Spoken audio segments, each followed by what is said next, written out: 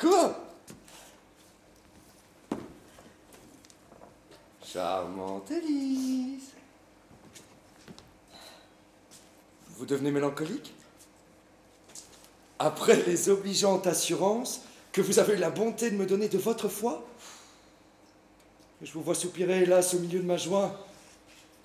Est-ce du regret, dites-moi, de m'avoir fait heureux? Et vous repentez-vous de cet engagement où mes feux ont pu vous contraindre? Non, Valère! Je ne puis pas me repentir de tout ce que je fais pour vous. Je m'y sens entraînée par une trop douce puissance. Je n'ai pas même la force de souhaiter que les choses ne fussent pas. Mais, à vous dire vrai, le succès me donne de l'inquiétude. Je crains fort de vous aimer un peu plus que je ne devrais. Et que pouvez-vous craindre, Élise, dans les bontés que vous avez pour moi? Hélas, 100 choses à la fois. L'emportement d'un père, les reproches d'une famille, les censures du monde. Mais, plus que tout, Valère, le changement de votre cœur, cette froideur criminelle dont ceux de votre sexe paient le plus souvent les témoignages trop ardents d'une innocente amour. Ne me faites pas ce tort de juger de moi par les autres. Soupçonnez-moi de tout, Élise, plutôt que de manquer à ce que je vous dois. Je vous aime trop pour cela. Et mon amour pour vous durera autant que ma vie. Valère, chacun tient les mêmes discours. Tous les hommes sont semblables par les paroles. Ce n'est que les actions qui les découvrent différents. Puisque les seules actions font connaître ce que nous sommes, attendez donc au moins à juger de mon cœur par elles. Et donnez-moi le temps de vous convaincre. Par 1000 et 1000 preuves de l'honnêteté de mes feux. Oh.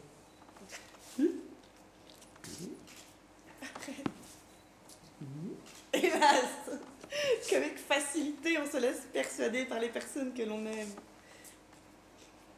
Oui, Valère, je tiens votre cœur incapable de m'abuser. Je crois que vous m'aimez d'un véritable amour et que vous me serez fidèle. Je n'en veux point du tout douter. Et je retranche mon chagrin aux appréhensions du blâme qu'on pourra me donner. Mais pourquoi cette inquiétude? Je n'aurais rien à craindre si tout le monde vous voyait des yeux dont je vous vois. Et je trouve, en votre personne, de quoi avoir raison aux choses que je fais pour vous. Je me représente à toute heure cette générosité surprenante qui vous fit risquer votre vie pour dérober la mienne à la fureur des ondes. Ces soins, pleins de tendresse que vous me fîtes éclater après m'avoir tiré de l'eau. Les hommages assidus de cet ardent amour que ni le temps, ni les difficultés n'ont rebuté. Et qui vous a réduit pour me voir à vous revêtir de l'emploi de domestique de mon père. Tout cela fait chez moi sans doute un merveilleux effet, et c'en est assez pour me justifier l'engagement où j'ai pu consentir. Mais ce n'est pas assez, peut-être, pour le justifier aux autres. Et je ne suis pas sûre qu'on entre dans mes sentiments. De tout ce que vous avez dit, ce n'est que par mon seul amour que je prétends auprès de vous mériter quelque chose. Quant aux scrupules que vous avez, votre père lui-même ne prend que trop de soin de vous justifier à tout le monde. L'excès de son avarice, la manière austère dont il vit avec ses enfants, pourraient autoriser des choses plus étranges. Oh, pardonnez-moi, charmante Élise, si j'en parle ainsi devant vous. Vous savez que sur ce chapitre, on n'en peut pas dire de bien. Mais songez seulement à vous bien mettre dans son esprit. Vous voyez comme je m'y prends? Les adroites complaisances qu'il m'a fallu mettre en usage pour m'introduire à son service. Sous quel masque de sympathie, de rapport de sentiment je me déguise pour lui plaire. Quel personnage je joue tous les jours avec lui afin d'acquérir sa tendresse. La sincérité souffre un peu au métier que je fais. Mais quand on a besoin des hommes, il faut bien s'ajuster à eux. Et puisqu'on ne saurait les gagner que par là, ce n'est pas la faute de ceux qui flattent, mais de ceux qui veulent être flattés. Mais que ne tâchez-vous à gagner aussi l'appui de mon frère? On ne peut pas ménager l'un et l'autre. L'esprit du père et celui du fils sont des choses si opposées qu'il est difficile d'accommoder ces deux confidences ensemble. Mais vous, de votre part, agissez auprès de votre frère. Servez-vous de l'amitié qui est entre vous deux pour le jeter dans nos intérêts. Il vient, je me retire. Prenez ce temps pour lui parler et ne lui découvrez de notre affaire que ce que vous jugerez à propos. Je ne sais pas si j'aurai la force de lui faire cette confidence.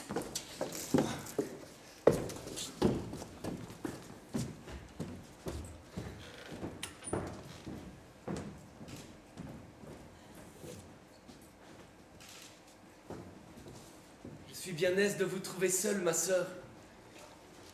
Je brûlais de vous parler pour m'ouvrir à vous d'un secret. Me voilà prête à vous ouïr, mon frère. Qu'avez-vous à me dire? Bien des choses, ma sœur. Enveloppée dans un mot, j'aime. Vous aimez? Oui, j'aime. Mais avant que d'aller plus loin, je sais que je dépends d'un père, que le nom de fils me soumet à ses volontés, que nous ne devons point engager notre foi sans le consentement de ceux dont nous tenons le jour, que le ciel les a fait les maîtres de nos vœux, qu'il nous est enjoint de n'en disposer que par leur conduite, et que n'étant prévenus d'aucune folle ardeur, ils sont en état de se tromper bien moins que nous, de voir beaucoup mieux ce qui nous est propre. Je vous dis tout cela, ma sœur, afin que vous ne preniez pas la peine de me le dire. Car enfin, mon amour ne veut rien écouter, et je vous prie de ne me point faire de remontrance. Suis-je, mon frère, une si étrange personne? Non, ma sœur, mais vous n'aimez pas. Vous ignorez la douce violence qu'un tendre amour fait sur nos cœurs. Moi, j'appréhende votre sagesse. Hélas, mon frère, ne parlons point de ma sagesse, je vous prie. Il n'est personne qui n'en manque du moins une fois en sa vie. Et si je vous ouvre mon cœur, peut-être serai-je à vos yeux bien moins sage que vous.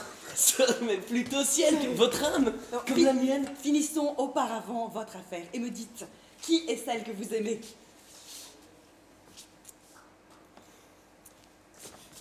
Une jeune personne qui loge depuis peu en ces quartiers et qui semble être faite pour donner de l'amour à tous ceux qui la voient. Elle se nomme Marianne et elle vit sous la conduite d'une mère qui est presque toujours malade et pour qui cette aimable fille a des sentiments d'amitié qui ne sont pas imaginables. Elle la serre, elle la plaint, elle la console avec une tendresse qui vous toucherait l'âme. Elle se prend d'un air les plus charmants du monde aux choses qu'elle fait. On voit briller mille grâces en toutes ses actions. Une douceur pleine d'attrait, une bonté tout engageante, une honnêteté adorable. Ma sœur, je voudrais que vous l'eussiez vue. J'en vois beaucoup, mon frère, dans les choses que vous me dites. Pour comprendre ce qu'elle est, il me suffit que vous l'aimez.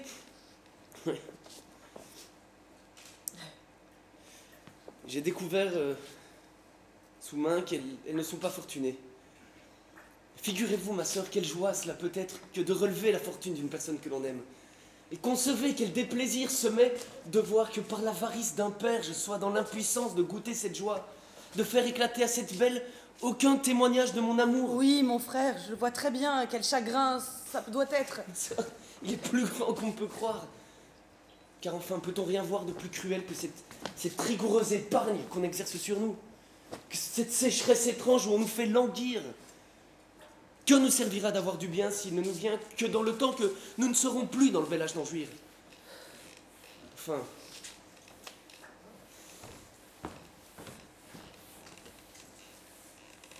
j'ai voulu vous parler, ma sœur, pour m'aider à sonder mon père sur les sentiments où je suis. Si je l'y trouve contraire, j'ai résolu d'aller en d'autres lieux avec cette aimable personne, jouir de la fortune que le ciel voudra nous offrir. Je te fais chercher partout pour ce dessin de l'argent emprunté. Si vos affaires, ma sœur, sont semblables aux miennes, et qu'il faille que notre père s'oppose à nos désirs, nous le quitterons là, tous deux, et nous affranchirons de cette tyrannie où nous tient depuis si longtemps son avarice insupportable. Il est bien vrai que tous les jours, il nous donne de plus en plus sujet de regretter la mort de notre mère. Hors d'ici! Éloignons-nous un peu pour achever notre confidence. Hors d'ici tout à l'heure! Et qu'on ne réplique pas! Allons, que l'on t'éteint de chez moi! Maître, je vais filer vrai gibier de potence! Je n'ai jamais rien vu de si méchant que ce maudit vieillard, et je pense, sauf correction, qu'il a le diable au corps. Tu murmures entre tes dents! Pourquoi me chassez-vous? C'est bien à toi, Pandare, à me demander des raisons. Sors vite que je ne t'assomme! Qu'est-ce que je vous ai fait? Tu m'as fait que je veux que tu sortes! Mon maître, votre fils, m'a donné ordre de l'attendre. Va-t'en l'attendre dans la rue! Et ne sois pas dans ma maison planté tout droit comme un piquet, à observer tout ce qui se passe et faire ton profit de tout. Je ne veux pas avoir sans cesse devant moi un espion de mes affaires, un traître dont les yeux maudits assiègent toutes mes actions, dévore ce que je possède et furette de tous côtés pour voir s'il n'y a rien à voler. Comment diantre voulez-vous qu'on fasse pour vous voler? Êtes-vous un homme volable quand vous renfermez toutes choses et faites sentinelle jour et nuit? Je veux renfermer ce que bon me semble et faire sentinelle comme il me plaît. Je tremble qu'il n'ait soupçonné quelque chose de mon argent. Ne serais-tu point homme à aller faire courir le bruit que j'ai chez moi de l'argent caché? Vous avez de l'argent caché? Mais non, coquin, je ne dis pas cela. Non, je demande si malicieusement tu n'irais pas faire courir le bruit que j'en ai. Que nous importe que vous en ayez ou que vous n'en ayez pas, si c'est pour nous la même chose. Ah, tu fais le raisonneur. Je te baillerai de ce raisonnement-ci par les oreilles. Alors, sors d'ici encore une fois. Eh bien, je sors. Hey. Attends, ne m'emportes-tu rien? Je vous emporterai. Viens ça, que je vois. Montre-moi tes mains. Les voilà. Les autres. Les autres. Oui. Ah, les voilà. N'as-tu rien mis ici dedans? Voyez vous-même. Ces grands hauts de choses sont propres à devenir les receleurs des choses qu'on dérobe. Je voudrais qu'on en eût fait pendre quelqu'un. Ah, qu'un homme comme cela mériterait bien ce qu'il craint et que j'aurais de joie à le voler. Hein? Quoi? Qu'est-ce que tu parles de voler? Non, je dis que vous fouillez bien partout pour voir si je vous ai volé. C'est ce que je veux faire.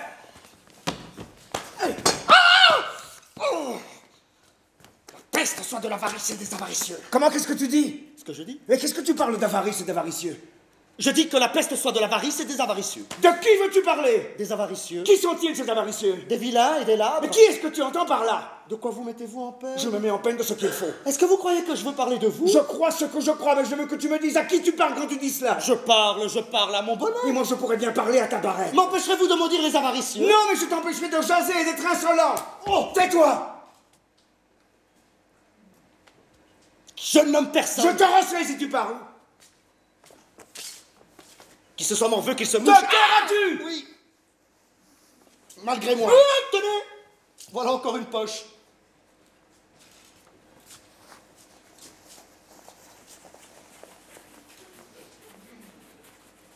Êtes-vous satisfait?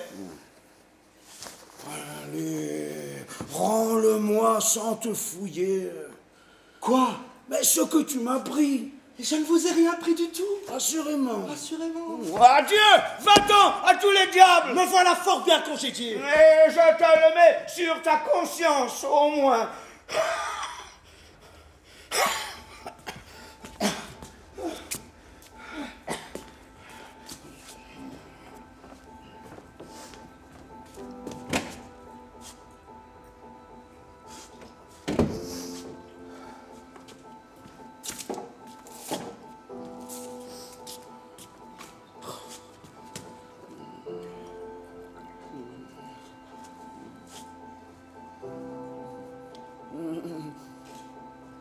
Certes, ce n'est pas une petite peine que de garder chez soi une grande somme d'argent. Bien heureux qui peut avoir toute sa fortune bien placée et ne conserve seulement que ce qu'il faut pour sa dépense.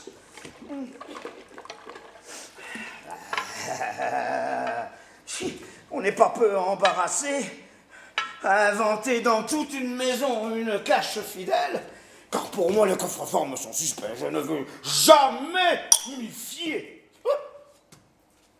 Je les tiens justement franche amorce à voleur. C'est toujours la première chose qu'on va attaquer. Mais cependant, je ne sais si j'aurais bien fait d'avoir enterré dans mon jardin 10 000 écus qu'on me rendit hier. 10 000 écus en or, c'est une somme assez... Ciel, je me serais trahi moi-même. La chaleur m'aura emporté. Je crois avoir parlé haut en raisonnant tout seul. Oui, qu'est-ce? Rien, mon père. Y a-t-il longtemps que vous êtes là? Nous ne venons que d'arriver. Vous avez entendu? Quoi, mon père? Là? Quoi? Ben, ce que je viens de dire. Non. Suffit. Pardonnez-moi. Je vois bien que vous en avez ouï quelques mots. C'est que je m'entretenais en moi-même de la peine qu'il y a aujourd'hui à trouver de l'argent. Et je me disais qu'il est bien heureux celui qui peut avoir 10 000 écus chez Nous soi. feignons à vous aborder de peur de vous interrompre. Mais je suis bien aise de vous dire cela afin que vous n'alliez pas prendre les choses de travers et vous imaginez que je dise que c'est moi qui ai 10 000 écus. Nous n'entrons point dans vos Ah, affaires. plutôt ciel que je les eusse, 10 000 écus. Je ne crois pas que Ce serait une bonne affaire pour moi. Ce sont des J'en choses- aurais bon besoin. Je pense que... Eh, cela m'accommoderait fort. Vous êtes- Et je ne me plaindrai pas comme je fais que le temps est misérable. Mon Dieu, mon père, vous n'avez pas lieu de vous plaindre. On sait que vous avez assez de biens. Comment ça, j'ai assez de bien? Ceux qui disent cela en ont menti. Il n'y a rien de plus faux. Ce sont des coquins qui font courir ces bruits-là. Ne vous mettez point en colère. Mais c'est étrange que mes propres enfants me trahissent et deviennent mes ennemis. Est-ce être votre ennemi que de dire que vous avez du bien? Oui, de pareils discours et les dépenses que vous faites seront la cause qu'un de ces jours on me viendra chez moi couper la gorge dans la pensée que je suis tout cousu de pistoles. Quelle grande dépense est-ce que je fais? Quelle? T-il rien de plus scandaleux que le somptueux équipage que vous promenez par la ville? J'en querellais hier votre sœur, mais c'est encore pire. Je vous l'ai dit 20 fois, mon fils. Vos manières me déplaisent fort. Et pour aller ainsi vêtu, il faut bien que vous me dérobiez. Et comment vous dérober? Soit ça, que sais-je? Où pouvez-vous prendre de quoi entretenir l'état que vous portez? Moi, mon père, c'est que je joue et comme je suis fort heureux, je mets sur moi tout l'argent que je gagne. Mais c'est fort mal fait. Si vous êtes heureux au jeu, vous devriez profiter et mettre à honnête intérêt l'argent que vous gagnez pour le trouver un jour. Je voudrais bien savoir, sans parler du reste, à quoi servent tous ces rubans dont vous voilà lardés depuis les pieds jusqu'à la tête? Et si une demi-douzaine d'aiguillettes ne suffit pas à attacher en autre chose? Je veux gager que rien qu'en ruban, il y en a pour du moins 20 pistolets. 20 pistoles rapportent par année 18 livres 600 louis deniers. À ne les placer qu'au denier 12. Vous avez raison. Bah, laissons cela. Parlons d'autres affaires. Que veulent dire ces gestes-là? Nous marchandons, mon frère et moi, qui parlera le premier. Nous avons tous deux quelque chose à vous dire. Et j'ai quelque chose aussi à vous dire à tous deux. Nous, c'est de mariage, mon père, que nous désirons vous parler. Et c'est de mariage aussi que je veux vous entretenir. Oh, mon père! Bah, pourquoi ce cri? Est-ce le mot, ma fille, ou la chose qui vous fait peur? Le mariage peut nous faire peur à tous deux de la façon que vous pouvez l'entendre. Nous craignons que nos sentiments ne soient pas d'accord avec votre choix. Mais un peu de patience, ne vous alarmez point. Je sais ce qu'il faut à tous deux. Et vous n'aurez ni l'un ni l'autre aucun lieu de vous plaindre de tout ce que je prétends faire. Hein? Bon. Et pour commencer par un bout, avez-vous vu, dites-moi, une jeune personne appelée Marianne qui ne loge pas loin d'ici? Oui, mon père. Et vous? J'en ai ouï parler. Comment, mon fils, trouvez-vous cette fille? Une fort charmante personne, Sa physionomie, toute honnête et pleine d'esprit. son air, sa manière. Admirable, sans doute. Ne croyez-vous pas qu'une fille comme cela mériterait assez qu'on songeât à elle? Oui, mon père. Qu'elle serait un parti souhaitable. Très souhaitable. Qu'elle a toute la mine de faire un bon ménage. Sans doute. Et qu'un mari aurait avec elle toute satisfaction. Assurément. Il y a une petite difficulté. Je crains qu'il n'y ait pas avec elle tout le bien qu'on peut prétendre. Mon Dieu, mon père, le bien n'est pas considérable. Lorsqu'il est question d'épouser une honnête personne. Pardonnez-moi, pardonnez-moi. Mais enfin, ce qu'il y a à dire, c'est que si l'on n'y trouve pas tout le bien qu'on peut espérer, on peut tâcher de regagner cela sur autre chose. Cela s'entend. Enfin. Je suis bien aise de vous voir dans mes sentiments.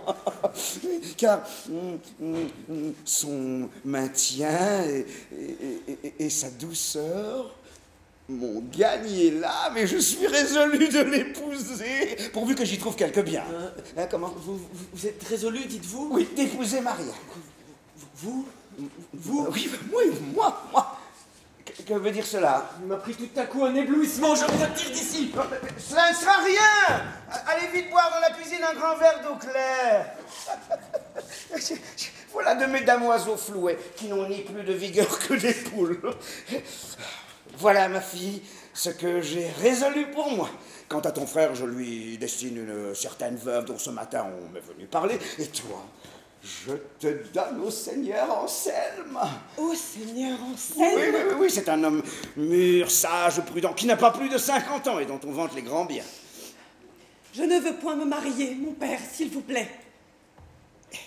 Moi, ma petite fille, mamie, je veux que vous vous mariez, s'il vous plaît. Je vous demande pardon, mon père. Je vous demande pardon, ma fille. Je suis très humble servante au Seigneur Anselme. Je suis votre très humble valet. Mais avec votre permission... Mais avec votre permission, point. vous l'épouserez dès ce soir. Dès ce soir? Dès ce soir. Cela ne sera pas, mon père. Cela sera, ma fille. Non. Si. Non, vous dites. Si, vous dis-je. C'est une chose où vous ne me réduirez point. C'est une chose où je te réduirai. Je me tuerai plutôt que d'épouser un tel mari. Mais tu ne te tueras point et tu l'épouseras. Mais voyez quelle audace. A-t-on jamais vu une fille parler de la sorte à son Mais père? a-t-on jamais vu un père marier sa fille de la sorte? Mais c'est un parti où il n'y a rien à redire. Je gage que tout le monde approuvera mon choix. Et moi, je gâche qu'il ne saurait être approuvé d'aucune personne raisonnable. Voici Valère. Veux-tu qu'entre nous deux nous le fassions juge de cette affaire? J'y consens. Te rendras-tu à son jugement? J'en passerai par ce qu'il dira. Voilà qui est fait. Valère, ici. Nous t'avons élu pour nous dire qui a raison, de ma fille ou de moi. C'est vous, monsieur, sans contredit. Non, mais sais-tu bien de quoi nous parlons? Non, mais vous ne sauriez avoir tort, vous êtes toute raison. Je veux, ce soir, lui donner pour époux un mari aussi riche que sage, et la coquine me dit au nez qu'elle se moque de le prendre. Que dis-tu de cela? Ce que j'en dis... Ouais. Bah quoi? Je dis que dans le fond, je suis de votre sentiment, mais aussi n'a-t-elle pas tort tout à fait. Comment Et- mais le Seigneur Anselme est un parti considérable. C'est un gentilhomme qui est noble, doux, charmant, prudent, bien fortuné, et auquel il ne reste aucun enfant de son premier mariage. Saurait-elle mieux rencontrer? Cela est vrai, mais elle pourrait vous dire que c'est un peu précipiter les choses, qu'il faudrait au moins quelque temps pour voir si son inclination pourra s'accommoder. C'est une occasion qu'il faut saisir vite aux cheveux. Je trouve ici un avantage qu'ailleurs je ne trouverais pas. Il s'engage à la prendre sans dot. Sans dot. Eh oui. Ah, je ne dis plus rien, voyez-vous, voilà une raison tout à fait convaincante, il faut se rendre à cela. C'est pour moi une épargne considérable. Assurément, cela ne reçoit point de contradiction. Il est vrai que votre fille vous peut représenter que le mariage est une plus grande affaire qu'on ne peut croire, qu'il y va d'être heureux ou malheureux toute sa vie, qu'un engagement qui doit durer jusqu'à la mort ne se doit jamais faire qu'avec de grandes précautions. Sans dot. Vous avez raison, voilà qui décide tout cela s'entend. Il y a des gens qui pourraient vous dire que quand de telles occasions, l'inclination d'une fille est une chose sans doute où l'on doit avoir de l'égard, que cette grande inégalité d'âge, d'humeur, de sentiments, rend un mariage sujet à des accidents très fâcheux. Sans dot. Il est vrai, cela ferme la bouche à tout, sans dot. Le moyen de résister à une raison comme celle-là. Il me semble que j'entends un chien qui aboie. N'est-ce pas qu'on en voudrait à mon argent? Ne bougez, je reviens tout à l'heure. Vous moquez-vous, Valère, lui parlez comme vous faites. C'est pour ne pas l'aigrir et pour en venir mieux à bout. Heurter de front ses sentiments est le moyen de tout gâter. Il y a de certains esprits qu'il ne faut prendre qu'en plaisant. Faites semblant de consentir à ce qu'il veut, vous en viendrez mieux à vos fins. Mais ce mariage, Valère!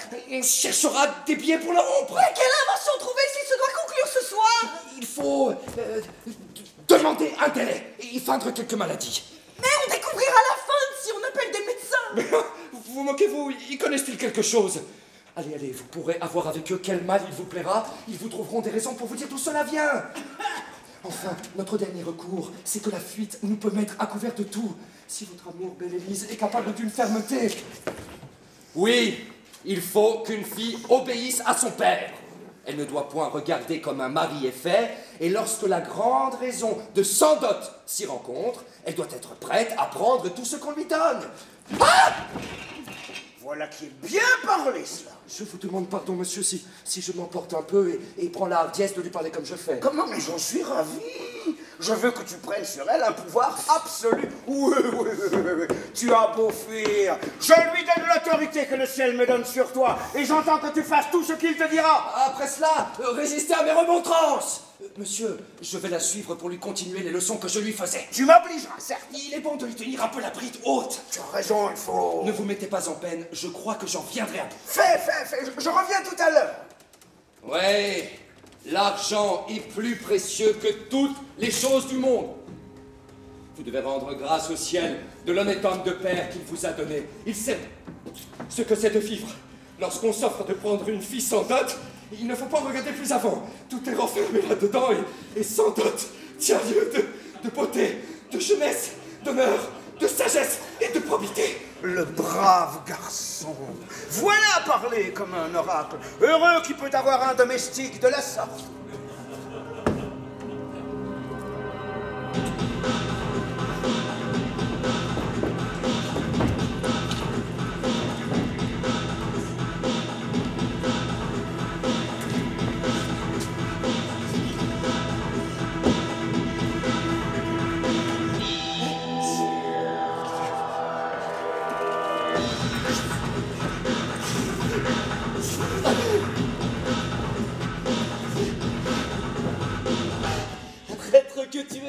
Dis donc, elle est fourrée. Ne t'avais-je pas donné ordre? Oui, monsieur, et je m'étais rendu ici pour vous attendre de pied ferme. Mais monsieur, votre père, le plus gracieux des hommes, m'a chassé dehors malgré moi. Et j'ai couru le risque d'être battu.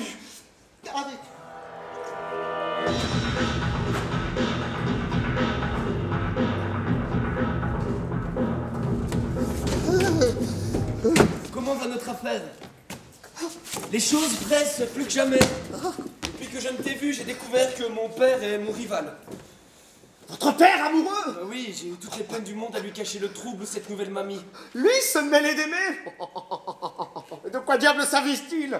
Et l'amour a-t-il été fait pour des gens bâtis comme lui? Il a fallu pour mes péchés que cette passion lui soit venue en tête.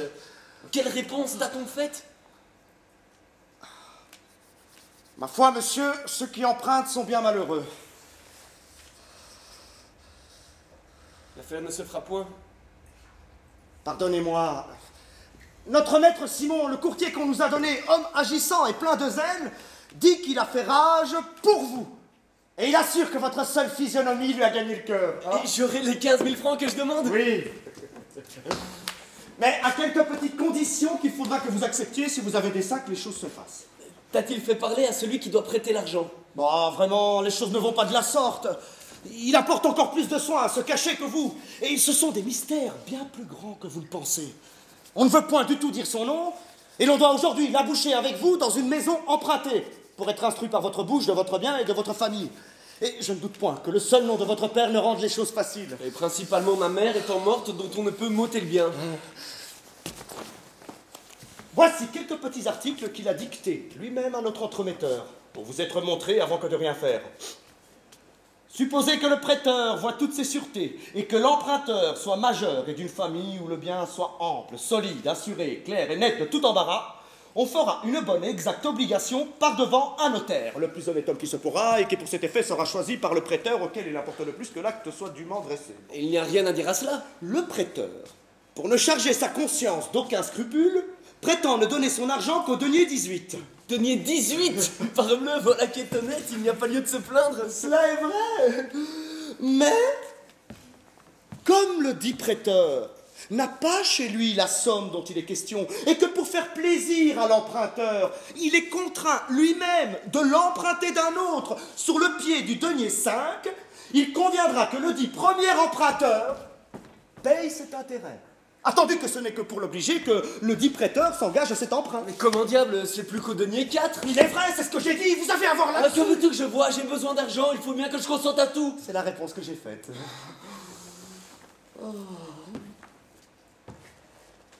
Il y a encore quelque chose? Non, ce n'est plus qu'un petit article. Bon. Des 15 000 francs qu'on demande, le prêteur ne pourra compter en argent que 12 000 francs. Et pour les 3 000 francs restants, il faudra que l'emprunteur prenne les hardes, nippes et bijoux dont s'ensuit le mémoire et que le dit prêteur a mis de bonne foi au plus modique prix qu'il a été possible. Que veut dire cela? Alors, écoutez le mémoire. Premièrement, un lit de 4 pieds avec un drap de couleur d'olive, plus 6 chaises. Que veut-il que je fasse de cela? Attendez, plus une tenture de tapisserie, plus une grande table de bois de noyer à 12 piliers tournés. Qu'ai-je à faire? Ayez-vous patience, plus un fourneau de briques avec 2 cornues et 3 récipients, fort utile à ceux qui sont curieux de distiller. Doucement, doucement, plus un luth de Bologne. Peste l'étouffe! Garni de toutes ces cordes où peu s'en faut. Le traître, le bourreau qu'il est! Plus une peau de lézard de 3 pieds et demi remplie de foin. Curiosité agréable pour pendre au plafond d'une chambre. Le tout ci-dessus mentionné valant loyalement plus de 4 500 francs et rabaissé à la valeur de 3 000 francs par la discrétion du prêteur. A-t-on jamais parlé d'une usure semblable? J'aurais pas 200 écus de tout cela. Et voilà où les jeunes gens sont réduits par la maudite avarice des pères.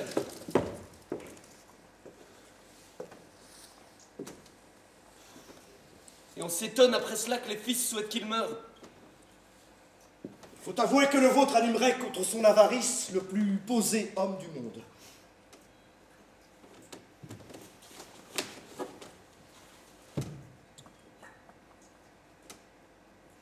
À vous dire vrai, il me donnerait par ses procédés des tentations de le voler. Mais je croirais, en le volant, faire une action méritoire. Donne-moi un peu ce mémoire que je le vois encore. Oui, monsieur, c'est un jeune homme qui a besoin d'argent. Ses affaires le pressent d'en trouver et il en passera par tout ce que vous en prescrirez. Et croyez-vous, maître Simon, qu'il n'y ait rien à péricliter? Savez-vous le nom, les biens et la famille de celui pour qui vous parlez? Non, je ne puis pas vous en instruire à fond. Ce n'est que par aventure que l'on m'a adressé à lui. Mais vous serez de toutes choses éclaircies par lui-même. Et son homme m'a assuré que vous serez content de lui quand vous le connaîtrez. Tout ce que je saurais vous dire, c'est que sa famille est fort riche, qu'il n'a plus de mère déjà, et qu'il s'obligera, si vous voulez, que son père mourra avant qu'il soit 8 mois. C'est quelque chose que cela. La charité, maître Simon, nous oblige à faire plaisir aux personnes lorsque nous le pouvons. Cela s'entend. Que veut dire ceci, notre maître Simon qui parle avec votre père? Lui aurait-on appris qui je suis? Ah! Serais-tu pour nous trahir? Vous êtes bien pressé. Qui vous a dit que c'était séant? Ce n'est pas moi, au moins, monsieur, qui leur ai découvert votre nom et votre logis. Mais à mon avis, il n'y a pas grand mal à cela. Ce sont des personnes discrètes et vous pouvez, ici, vous expliquer ensemble. Comment? Monsieur est la personne qui veut vous emprunter les 15 000 francs dont je vous ai parlé. Comment? Pandard! C'est toi qui t'abandonnes à ces coupables extrémités? Comment, mon père, c'est vous qui vous portez à ces honteuses actions? C'est toi qui veux te ruiner par des dépenses effroyables? C'est vous qui cherchez à vous enrichir par une usure si criminelle. Comment oses-tu bien après cela apparaître devant moi? Mais comment osez-vous bien, après cela, vous présenter aux yeux du monde? Mais n'as-tu point de honte, dis-moi, d'en venir à cette débauche-là, de te précipiter dans ces dépenses et de faire une honteuse dissipation du bien que tes parents t'ont amassé avec tant de sueur? Ne rougissez-vous point de déshonorer votre condition par les commerces que vous faites? De sacrifier gloire et réputation au désir insatiable d'entasser écu sur écu. Ôte-toi de mes yeux. Qui est plus criminel à votre avis, hein? Celui qui achète un argent dont il a besoin, ou bien celui qui vole un argent dont il n'a que faire? Retire-toi, te dis-je, et ne m'échauffe pas les oreilles.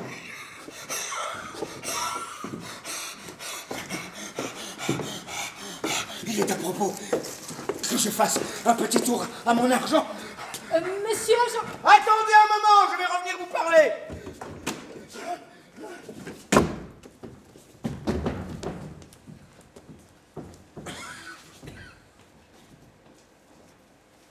Ah, c'est toi, Frosine. Que viens-tu faire ici? Ce que je fais partout ailleurs, me rendre serviable aux gens, profiter du mieux qu'il m'est possible des petits talents que je puisse avoir. As-tu quelque négoce avec le patron du logis? Oui, je traite pour lui quelques petites affaires dont j'espère une récompense. De lui? Ah, ma foi, tu seras bien fine si tu en tires quelque chose. Et je te donne avis que l'argent séant est fort cher. Il y a de certains services qui touchent merveilleusement. Ah, tu ne connais pas encore le seigneur Harpagon. Le seigneur Harpagon est de tous les humains, l'humain le moins humain. Le mortel de tous les mortels, le plus dur et le plus serré. De la louange, de l'estime, de la bienveillance dans les paroles et de l'amitié, tant qu'il vous plaira. Mais de l'argent, point d'affaire. Donner est un mot pour qui il a tant d'aversion qu'il ne dit jamais « je vous donne », mais « je vous prête le bonjour ». Mon Dieu, je sais l'art de traire les hommes. J'ai le secret de m'ouvrir leur tendresse, de chatouiller leur cœur et de trouver les endroits par où ils sont sensibles. Bagatelle ici. Je te défie d'attendrir du côté de l'argent l'homme dont il est question. Et on pourrait crever qu'il n'en branlerait pas. En un mot, il aime l'argent plus que réputation, qu'honneur et que vertu. Et la vue d'un demandeur lui donne des convulsions. C'est le frapper en son endroit mortel. C'est lui percer le cœur. C'est lui arracher les entrailles. Mais il revient. Je me retire.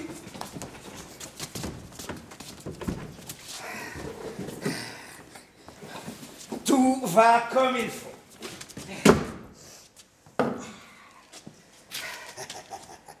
Eh bien, qu'est-ce, Frosine?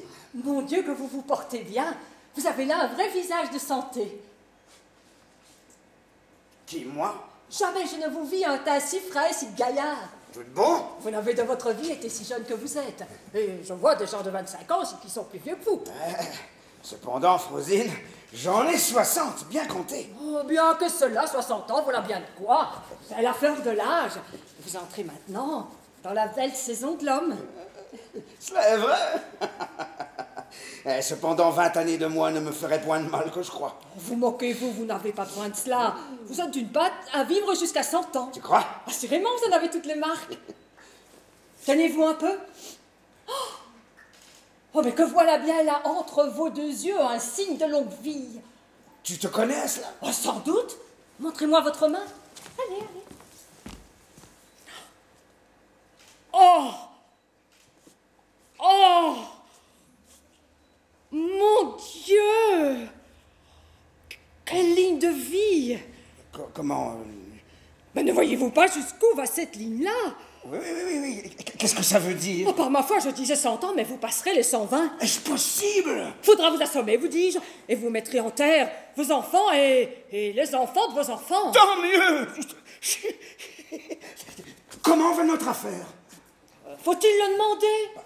Mais me voit-on jamais mêlé de rien dont je ne vienne à bout? J'ai, surtout pour les mariages, un talent merveilleux.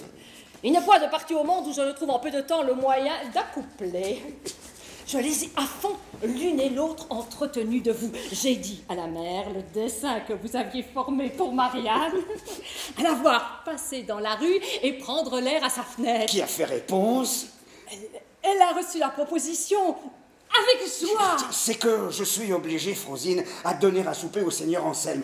Je serais bien aise qu'elle soit du régal. Ah ben, vous avez raison, elle doit après dîner rendre visite à votre fille, d'où elle fait son compte d'aller faire un tour à la foire, pour venir ensuite au souper. Eh bien, elles iront ensemble dans mon carrosse que je leur prêterai. Voilà justement son affaire. Mais dis-moi, Frosine, as-tu entretenu la mère touchant le bien qu'elle peut donner à sa fille?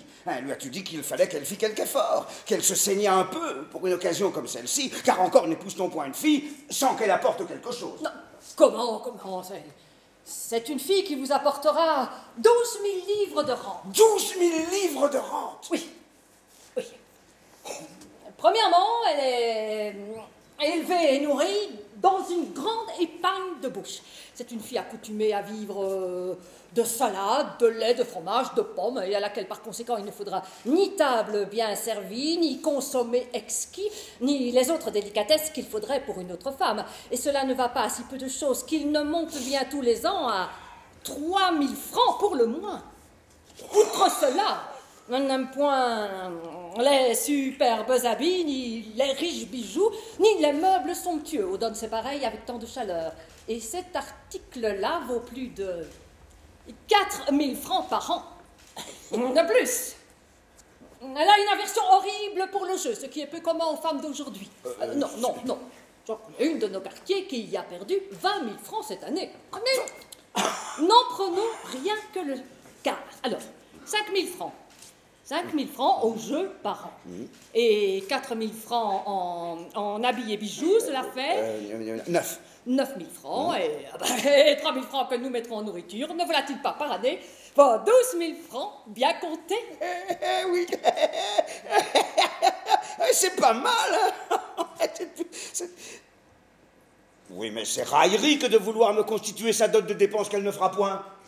Je ne veux pas aller donner quittance de ce que je ne reçois pas. Faut bien que je touche quelque chose. Ah, mon Dieu, mais vous toucherez assez. Oui, mais Frosine, c'est que... Il y a une autre chose qui m'inquiète. Ah. La fille est jeune, comme tu vois. Et les jeunes gens d'ordinaire n'aiment que leurs semblables, ne recherchent que leur compagnie.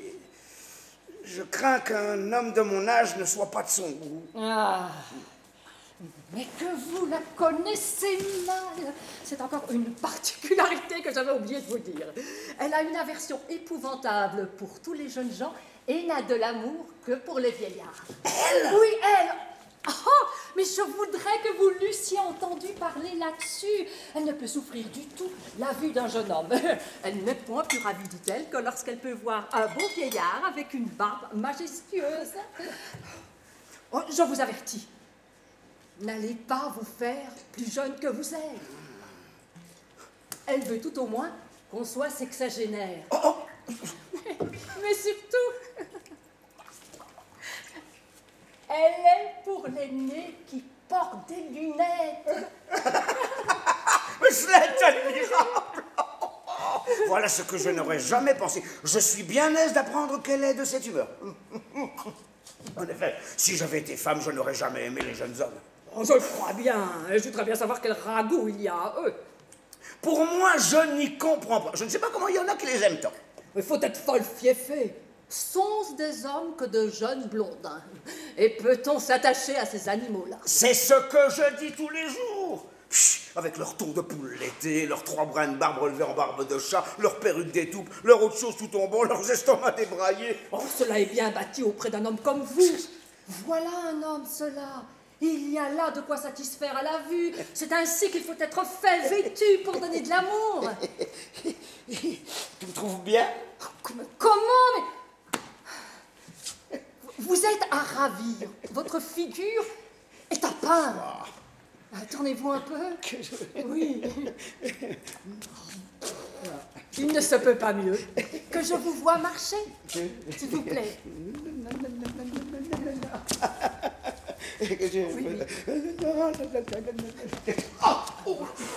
Voilà un corps taillé, libre, dégagé comme il faut, et qui ne marque aucune incommodité. Je n'en ai pas de grande, Dieu merci. Il n'y a que ma fluxion qui me prend de temps en temps. Oh, mais ce n'est pas grave. Votre fluxion ne vous sied point mal, et vous avez grâce à tousser. Mais dis-moi un peu, Marianne, ne m'a-t-elle point encore vu? N'a-t-elle pas réagi en me voyant passer? Non, mais nous nous sommes fort entretenus de vous. Je lui ai fait un portrait de votre personne et je n'ai pas manqué de lui vanter vos mérites et l'avantage que celui serait d'avoir un époux comme vous. Tu as bien fait, je t'en remercie. Oh, j'aurais, monsieur, une petite prière à vous faire. J'ai un procès que je suis sur le point de perdre faute d'un peu d'argent et vous pourriez facilement me procurer le gage de ce procès si vous aviez quelque bonté pour moi. Vous ne sauriez croire, monsieur, le plaisir qu'elle aura de vous voir. Oh, mais que vous lui plairez. Qu'une fraise à l'antique ferait sur son esprit un effet admirable. Mais surtout, elle sera charmée de votre haut de choses attaché au pourpoint avec des aiguilles. C'est pour la rendre folle de vous. Et un amant épiloté serait pour elle un ragoût merveilleux. Je suis vraiment ravi que tu me dises cela. En vérité, monsieur, ce procès m'est d'une conséquence tout à fait grande. Je suis ruinée si je le perds et quelques petites assistances me rétabliraient mes affaires. Je voudrais que vous eussiez vu le ravissement où elle était à m'entendre parler de vous. La joie éclatait dans ses yeux au récit de votre qualité. Je l'ai mise dans une impatience extrême de voir ce mariage entièrement conclu. Tu m'as fait grand plaisir, Frosine, et je te l'avoue, toutes les obligations du Je vous monde. prie de me donner le petit secours que je vous demande. Tu vas achever mes dépêches. Ne me refusez pas la grâce dont je vous Je sollicite. m'en vais, voilà Vous ne ton serez appel. pas, À tout monsieur. à l'heure.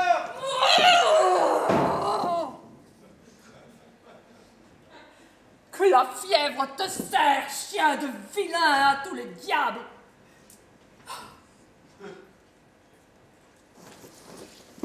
Il ne me faut pourtant pas quitter la négociation. J'ai l'autre côté, en tout cas. Voilà, donc je suis assurée de tirer bonne récompense.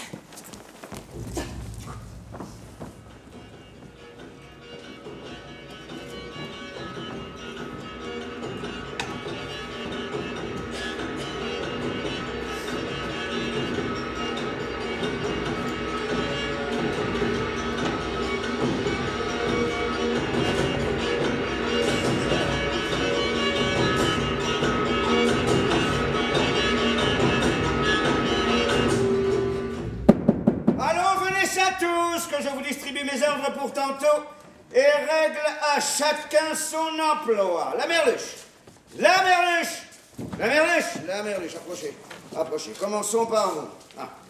Vous voilà les armes à la main.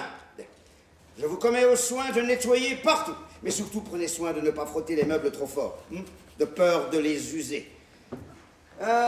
Outre cela, je vous établis dans la charge de rincer les verres et de donner à boire, mais seulement lorsqu'on aura soif, et pas selon la coutume de certains impertinents de laquais qui viennent provoquer les gens et les faire aviser de boire lorsqu'on n'y songe pas.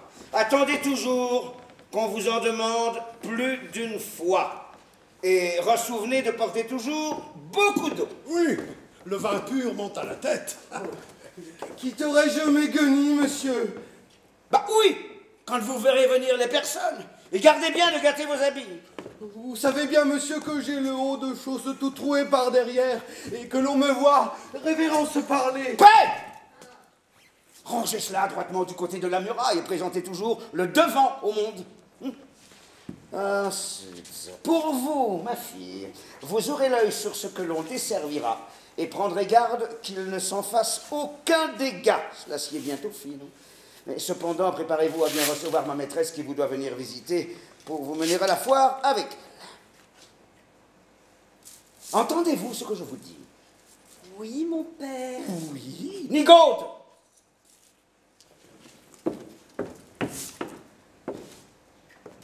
Pour vous, mon fils, le damoiseau, à qui j'ai la bonté de pardonner l'histoire de tantôt, ne vous allez pas aviser non plus de lui faire mauvais visage. Hein?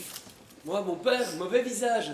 Et par quelle raison? Oh mon Dieu, on connaît le train des enfants dont les pères se remarient, et de quel œil ils ont coutume de regarder ce qu'on appelle belle-mère.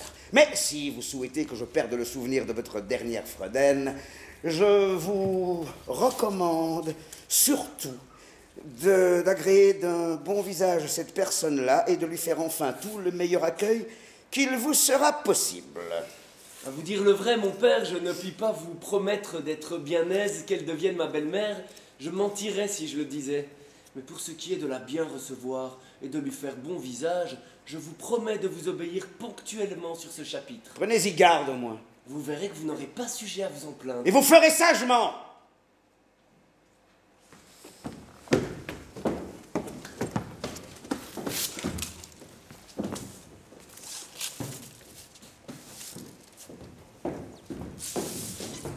ça, Valère, aide-moi ceci. Maître Jacques, approchez. Je vous ai gardé pour le dernier. Est-ce à votre cocher, monsieur, ou bien à votre cuisinier que vous voulez parler, car je suis l'un et l'autre? Ben, c'est à tous les deux. Mais à qui des deux le premier? Au cuisinier. Ah, attendez donc, s'il vous plaît.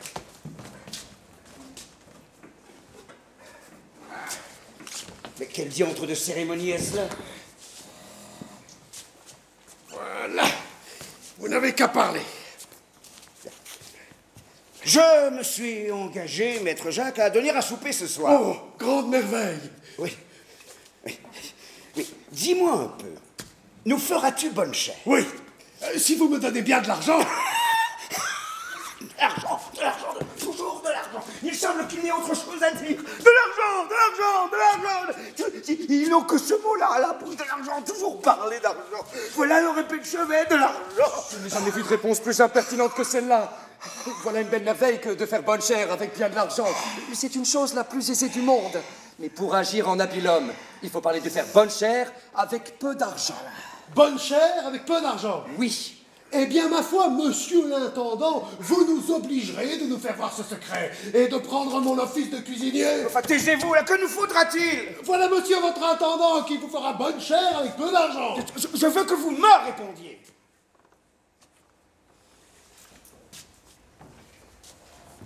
Combien serez-vous de gens à table? Nous serons 8 ou 10. Mais il ne faut prendre que pour 8. Quand il y a mangé pour 8, il y en a bien pour 10. Cela s'entend. Bon, eh bien, il faudra 4 potages, 5 grandes assiettes. Alors, en entrée, fricassé de poulet, tourte de pigeonneau, riz de veau, boudin blanc, des morilles. Mais voilà de quoi traiter toute une ville entière. En plat, des rôtis. Rôtis dans un grand bassin en pyramide. Une longe de veau de rivière, 3 faisans, quelques poulardes bien Est-ce que tu veux manger tout mon bien? et en des entremets. Encore? Est-ce que vous avez envie de faire crever tout le monde? Et monsieur, a-t-il invité des gens pour les assassiner à force de mangeaille? Allez-vous-en lire un peu les préceptes de la santé et demandez au médecin s'il n'y a rien de plus préjudiciable à l'homme que de manger avec excès. Il a raison. Apprenez, maître Jacques, vous et vos pareils, que c'est un coupe-gorge qu'une table remplie de trop de viande, que pour se bien montrer ami de ce que l'on invite, il faut que la frugalité règne dans les repas qu'on donne, et que, suivant le dire d'un ancien, il faut manger pour vivre et non pas vivre pour manger. Oh, que cela est bien dit. Oh, approche, que je t'embrasse pour ce mot. Voilà la plus belle sentence que j'ai entendue de ma vie. Et il faut vivre pour manger, et non pas manger pour... Non, c'est pas ça. Comment est-ce que tu dis? Qu'il faut manger pour vivre et non pas vivre pour manger. Oui, entends-tu? Souviens-toi de m'écrire ces mots. Je les vais faire graver en lettres d'or sur la cheminée de ma salle. Je n'y manquerai pas. Et pour votre souper, vous n'avez qu'à me laisser faire. Je réglerai tout cela comme il faut. Oui, faites donc. Tant mieux, j'en aurai moins de peine. Il nous faudra de ces choses dont on ne mange guère et qui rassasient d'abord. Quelques bons haricots bien gras, avec quelques pâtés en pot bien garnis de marron. Reposez-vous sur moi. Et maintenant, maître Jacques, il faut nettoyer mon carrosse. Oh, attendez, ceci s'adresse à votre cocher.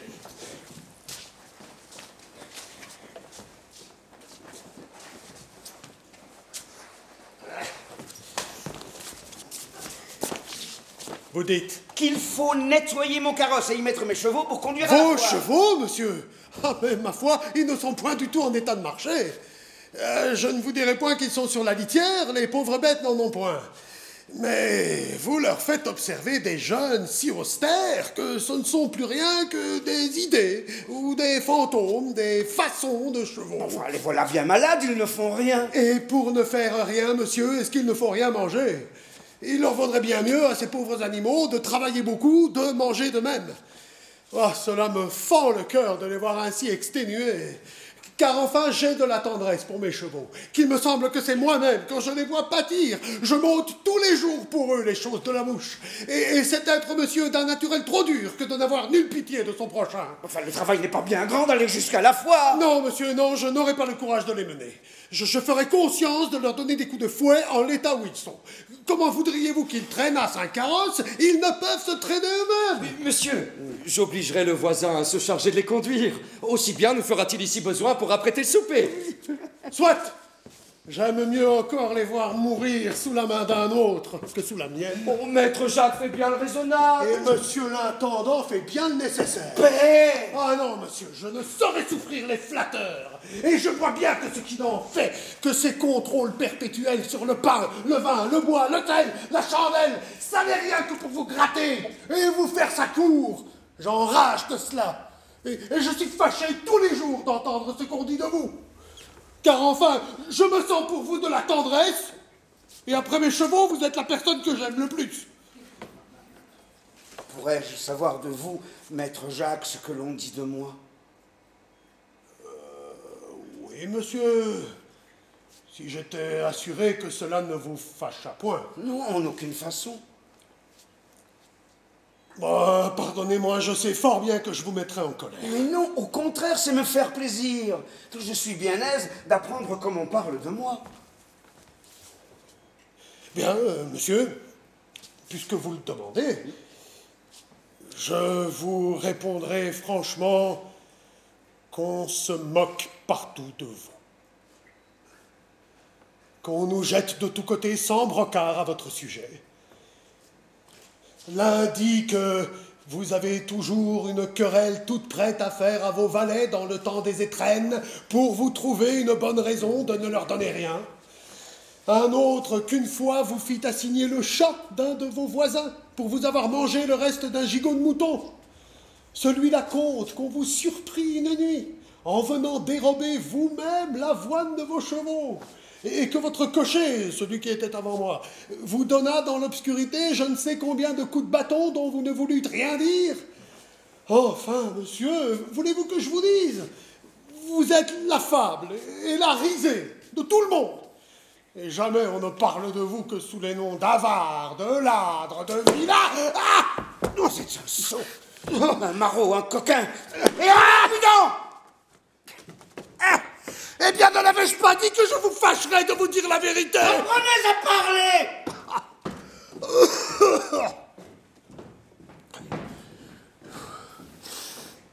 Est-ce que je puis voir, maître Jacques? On paye mal votre franchise. Ma foi, monsieur le nouveau venu, qui fête l'homme d'importance, ça n'est pas...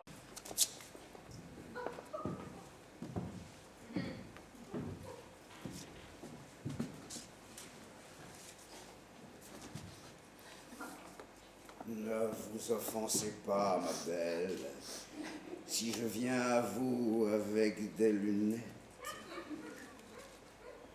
Je sais que vos appâts frappent assez les yeux, qu'ils sont assez visibles d'eux-mêmes, et qu'il n'est point besoin de lunettes pour les apercevoir. Mais c'est avec des lunettes qu'on observe les astres.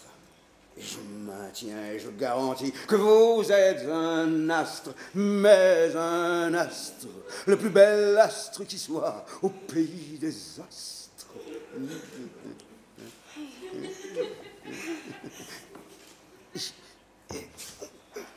Frosine, elle ne répond mot et témoigne, me semble-t-il, aucune joie de me voir. Oh, c'est qu'elle est encore toute surprise. Et puis les filles ont toujours honte à témoigner d'abord ce qu'elles sont dans l'art. Tu as raison. Voici ma belle, ma fille, qui vient vous saluer. Je m'inquiète bien tard, madame, d'une telle visite. Vous avez fait, madame, ce que je devais faire. C'était à moi de vous prévenir. Voyez qu'elle est grande.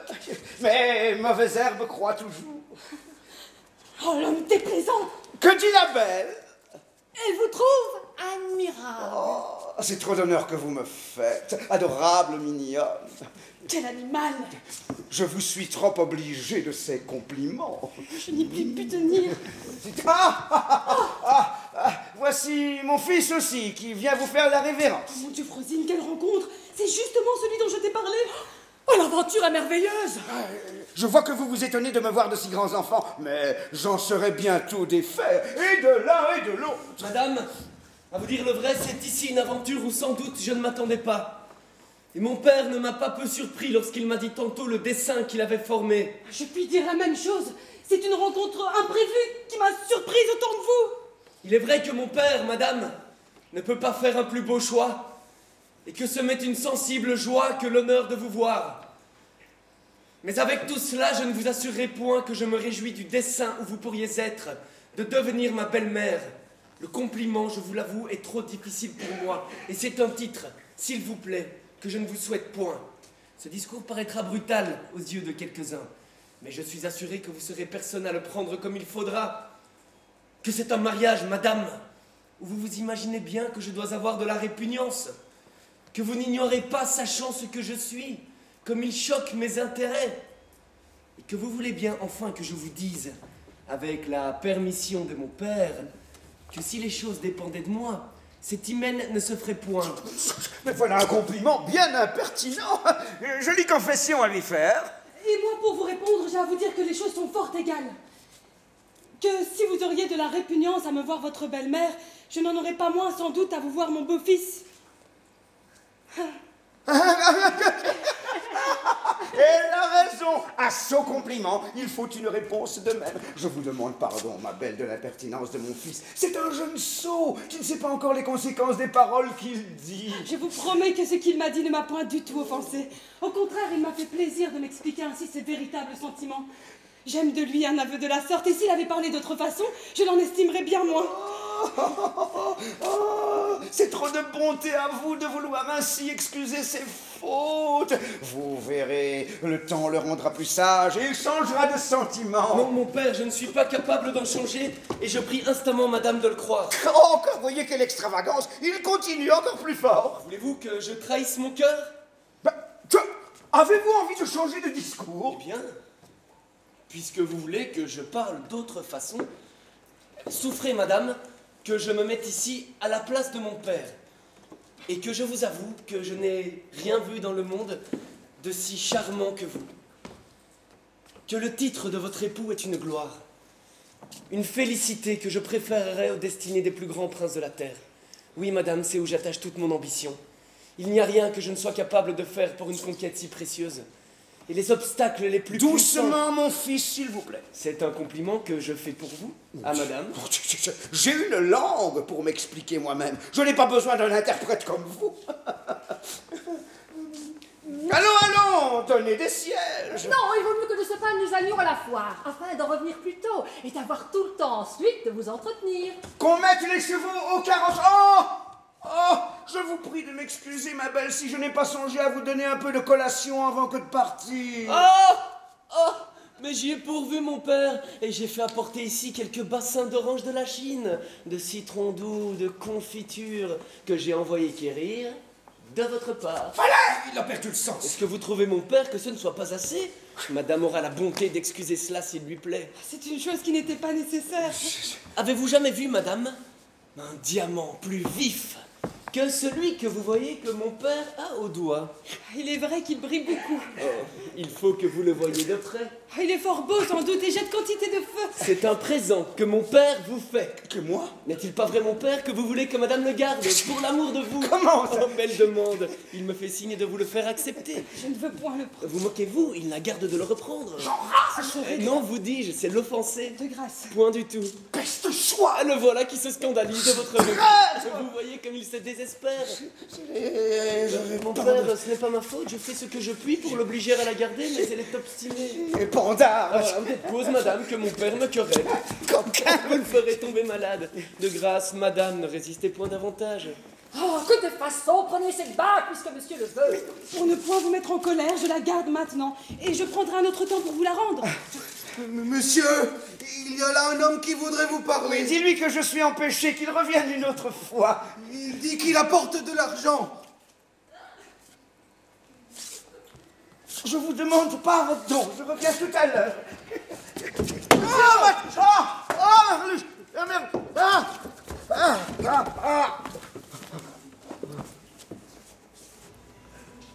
Oh, monsieur, vraiment, je vous demande pardon. Qu'est-ce, mon père? Vous êtes-vous fait mal? Je croyais bien faire d'accourir vite. Ça ne sera rien.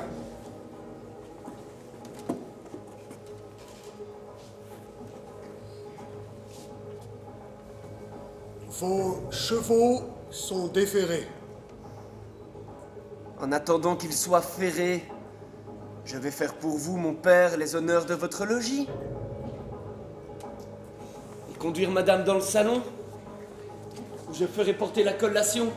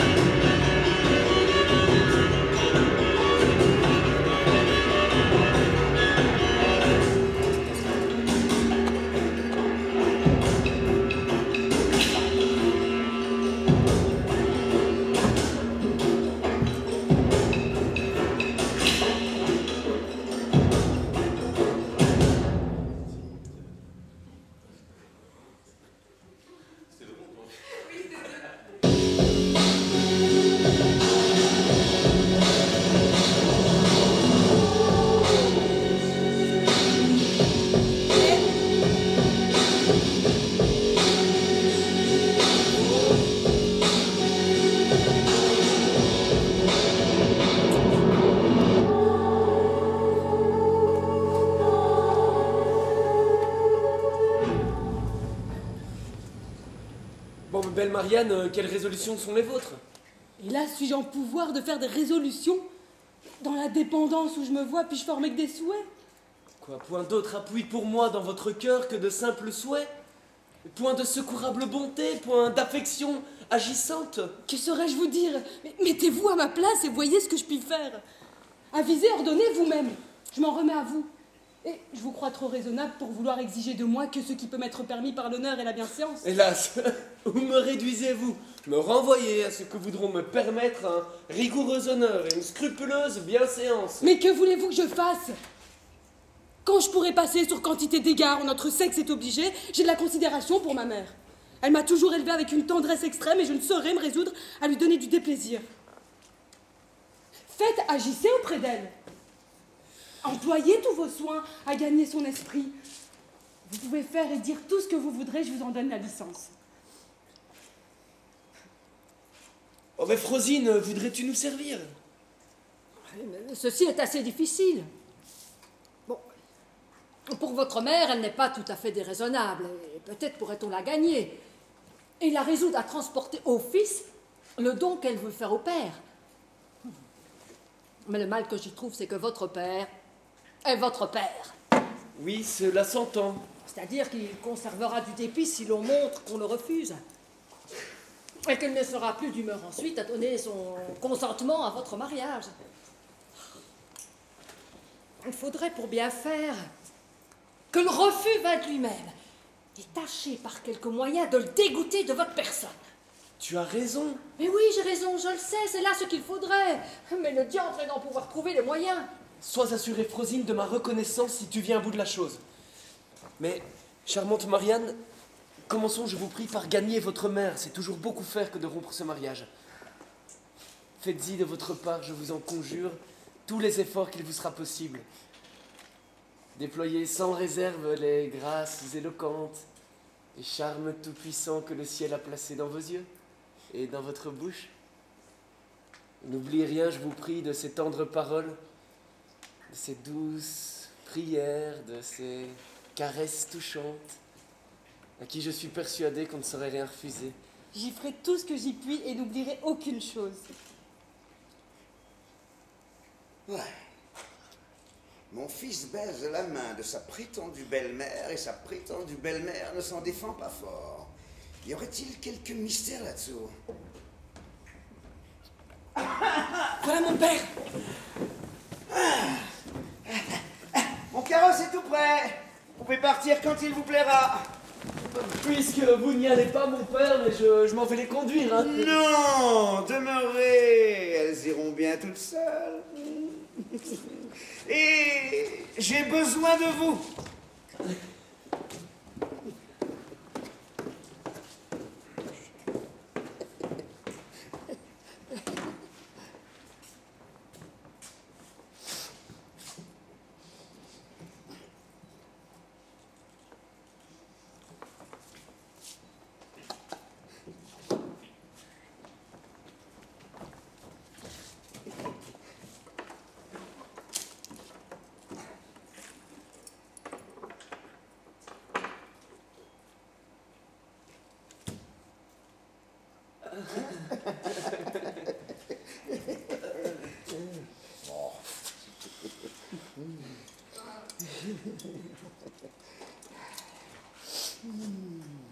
Bon, ça, intérêt de belle-mère à part, hein.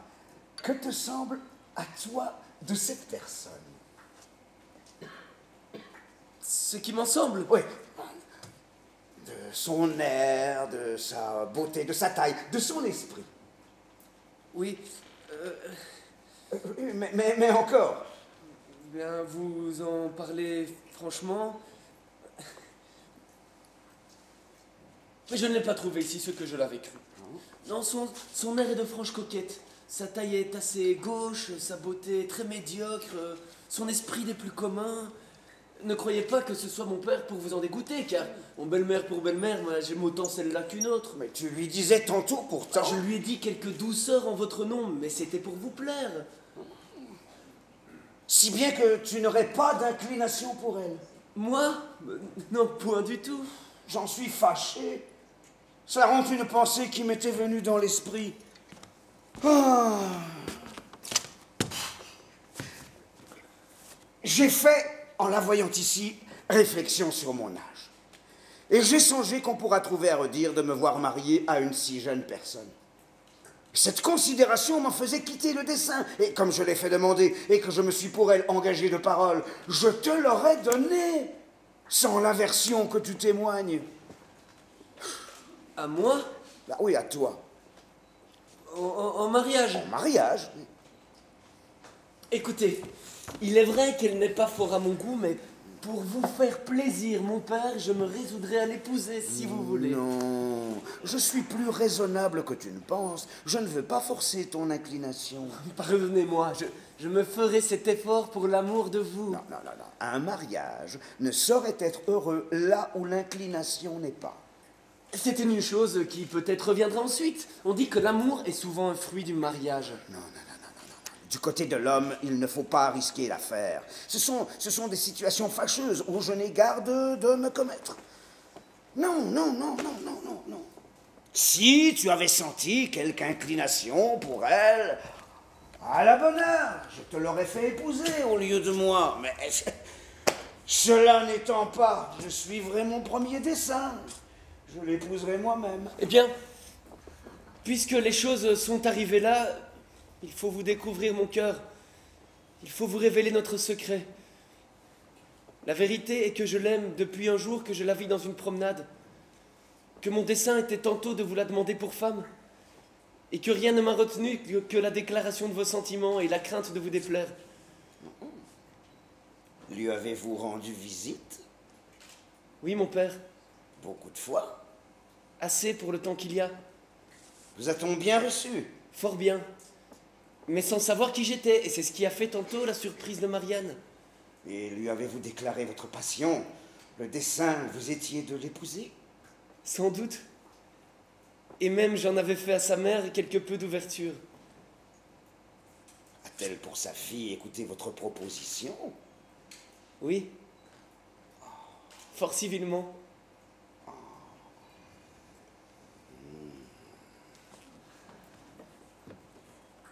Et la fille, correspond-elle fort à votre amour?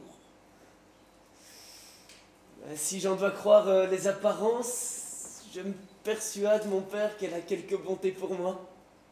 Je suis bien aise d'avoir appris un tel secret. Et voilà justement ce que je demandais.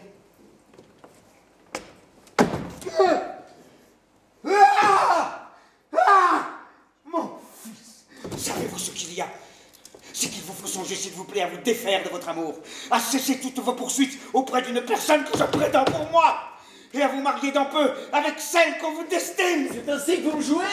Eh bien, puisque les choses sont arrivées là, je vous déclare, moi, que je ne quitterai point la passion que j'ai pour Marianne, qu'il n'y a point d'extrémité où je ne m'abandonne pour vous disputer sa conquête, et que si vous avez pour vous le consentement d'une mère, j'aurai d'autres secours, peut-être, qui combattront pour moi. Toi, Pondard, tu as l'audace d'aller sur mes brisées. C'est vous qui allez sur les miennes. Je suis le premier en date. Ne suis-je pas ton père? Ne me dois-tu pas respect? Ce ne sont pas ici des choses où les enfants sont obligés de déférer au père. L'amour ne connaît personne. Je te ferai bien me connaître, moi, avec de bons coups de bâton. Vos menaces ne feront rien. Tu renonceras à Marianne. Non, messieurs, mais qu'est-ce qu'on à quoi songez-vous? Monsieur, doucement. Parlez avec cet impudent. Et quoi, votre père? Et quoi, votre fils? Encore passe pour moi. Je te fais toi-même juge, maître Jacques, de cette affaire, pour montrer comme j'ai raison. Oui, j'y consens. Éloignez-vous un peu. Bien, puisqu'il te veut pour juge, je n'y recule point. Il ne m'importe qui ce soit. Et je veux bien aussi me rapporter à toi, maître Jacques, de notre différend. C'est bien de l'honneur que vous me faites.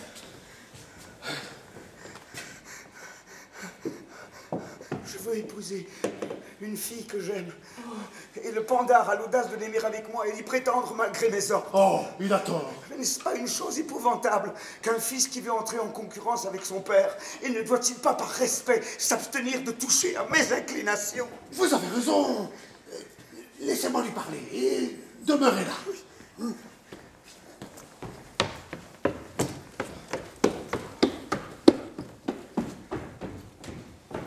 Je suis épris d'une jeune personne qui répond à mes vœux et reçoit tendrement les offres de ma foi.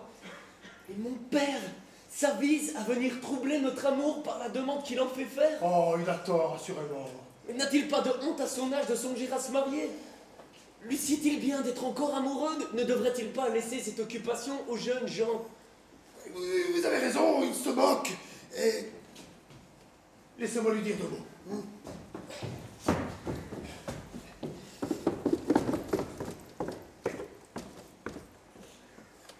Eh bien, monsieur, mais votre fils n'est pas si étrange que vous le dites. Et il se met à la raison.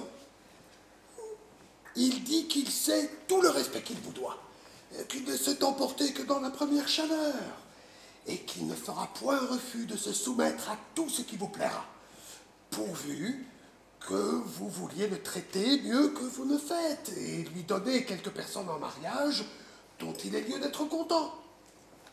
Oh.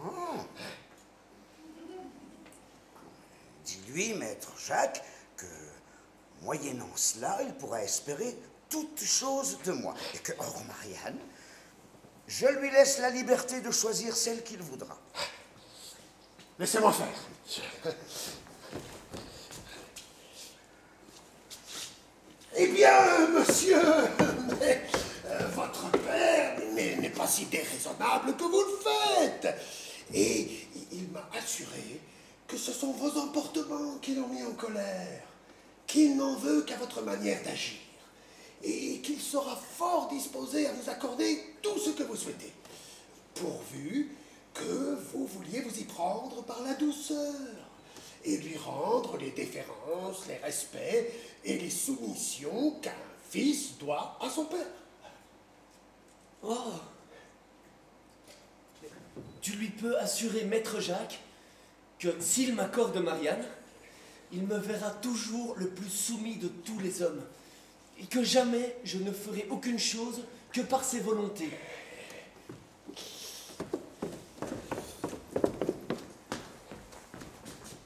Cela est fait. Il consent à ce que vous dites. Voilà qui va le mieux du monde. Tout est conclu. Et il est content de vos promesses. Le ciel en soit loué. Eh bien, messieurs, vous n'avez qu'à parler ensemble. Vous voilà d'accord maintenant. et vous alliez vous quereller, faute de vous entendre. Mon pauvre maître Jacques, je te serai obligé toute ma vie. Ah, il n'y a pas de quoi, messieurs. Tu m'as fait grand plaisir, maître Jacques. Cela mérite une récompense.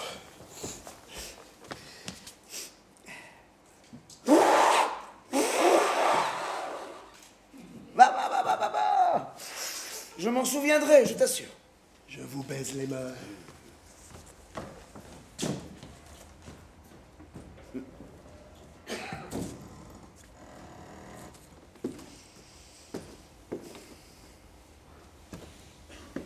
Je vous demande pardon, mon père, de l'emportement que j'ai fait paraître. Cela n'est rien. Je vous assure que j'en ai tous les regrets du monde. Et moi, j'ai toutes les joies du monde de te voir raisonnable. Quelle bonté à vous d'oublier si vite ma faute. On oublie aisément les fautes des enfants lorsqu'ils rentrent dans leurs devoirs. Ne conservez aucun ressentiment de toutes mes extravagances. C'est une chose où tu m'obliges, par la soumission et le respect où tu te montres. Je vous promets, mon père, que jusqu'au tombeau, je conserverai dans mon cœur le souvenir de vos bontés. Et moi, je te promets qu'il n'y a aucune chose que de moi tu n'obtiennes. Mon père.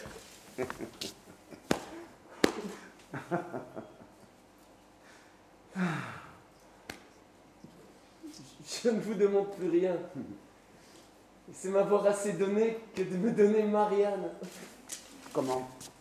Je dis, mon père, que je suis trop content de vous et que je trouve toute chose dans la bonté que vous avez de m'accorder, Marianne. Mais qu'est-ce qui te parle d'accorder Marianne? Vous, mon père? Moi? Sans doute. Comment tu as promis d'y renoncer? Moi, y renoncer? Ah oui? Point du tout. Tu ne t'es pas départi d'y prétendre? Au contraire, je suis porté plus que jamais. Quoi? Pandard de rechef? Rien ne me peut changer. Laisse-moi faire, traître! Faites tout ce que vous voudrez. Je te défends de me jamais voir. À la bonne heure. Je t'abandonne. Abandonnez. Je te renonce pour mon fils. Soit. Je te déshérite. Tout ce que vous voudrez. Et je te donne ma malédiction. Je n'ai que faire de vos dons. Ah, monsieur, que je vous trouve à propos. Suivez-moi vite. Qu'y a-t-il? Suivez-moi, vous dis-je, nous sommes bien. Comment? Voici votre affaire. Qu'est-ce que c'est? J'ai guigné ceci tout le jour. Et qu'est-ce que c'est? Le trésor de votre père que j'ai attrapé. Comment as-tu fait? Vous saurez tout, sauvons-nous, je l'entends crier. Malheur à l'assassin, au meurtrier. Justice, justicier. Je suis perdu. Je suis assassiné. On m'a coupé la gorge, on m'a dérobé mon argent. Qui peut être? Qu'est-il devenu? Où est-il? Où se cache-t-il? Que ferais-je pour le trouver ou courir ou ne pas courir? N'est-il point là? N'est-il point ici? Où est-il? Ah! Qui est-ce? Attends. Rends-moi mon argent, voleur, coquin! Oh, c'est moi.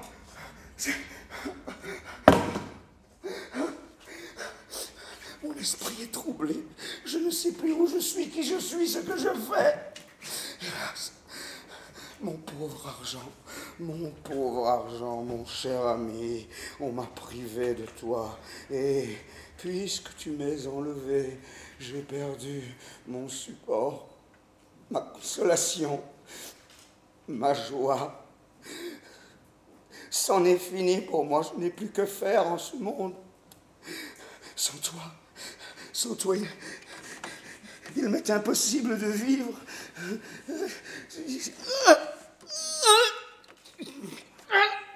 C'en est fait. Je n'en puis plus. Je me meurs.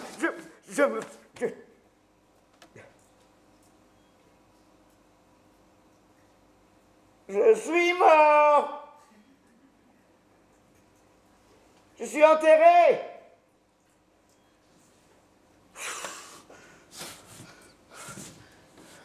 N'y a-t-il personne qui vaille me ressusciter en me rendant mon cher argent ou en m'apprenant qui l'a pris?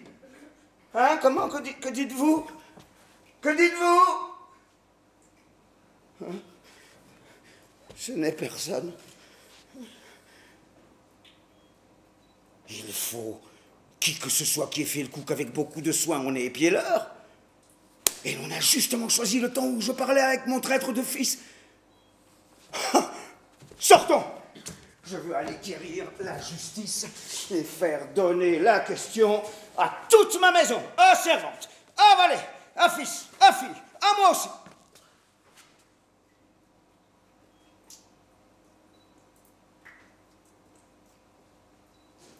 Que de gens assemblés.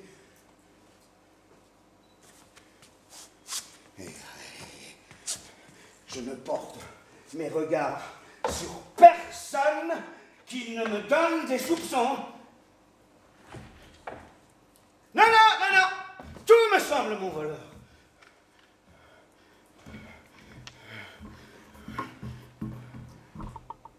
Attendez, de quoi est-ce qu'on parle là? Là, à côté, de quoi est-ce qu'on parle là? De celui qui m'a dérobé?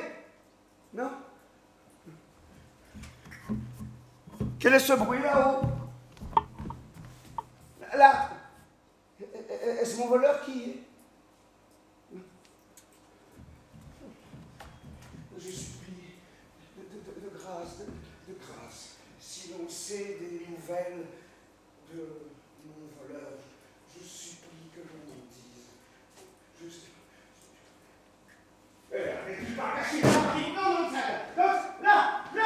Non! Et ici.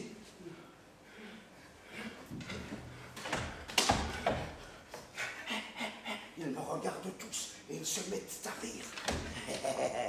Vous verrez qu'ils n'ont pas au vol qu'on m'a fait. Très bien, très bien.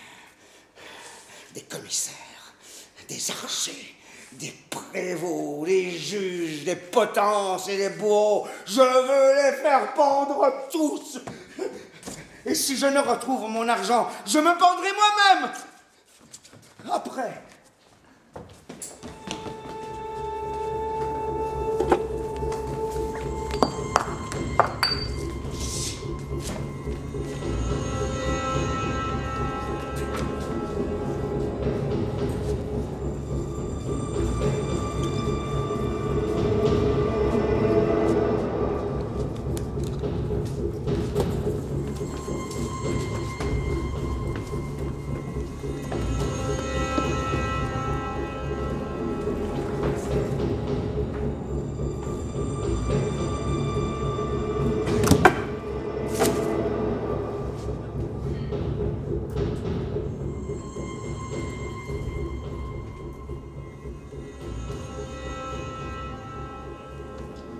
Laissez-moi faire. Je sais mon métier.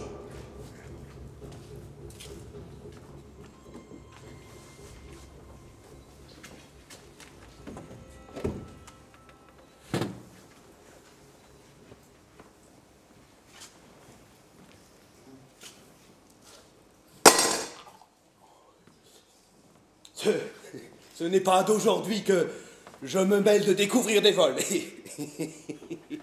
Et je voudrais avoir autant de sacs de 1000 francs que j'ai fait pendre de personnes. Tous les magistrats sont intéressés à prendre cette affaire en main. Et si l'on ne retrouve mon argent, je demanderai justice dans la justice. Il faut faire toutes les poursuites requises. Vous dites qu'il y avait dans cette cassette 10 000 écus, bien comptés. 10 000 écus. Oui, 10 000 écus. Le vol est considérable. Mais il n'y a pas de supplice assez grand pour l'énormité de ce crime. Et s'il demeure impuni, les choses les plus sacrées ne sont plus en sûreté. En quelle espèce était cette somme? En bon louis d'or et en pistoles bien trébuchantes. Qui soupçonnez-vous de ce vol? Tout le monde. Je veux que vous arrêtiez la ville et les faubourgs. Il faut, si vous m'en croyez, n'effaroucher personne.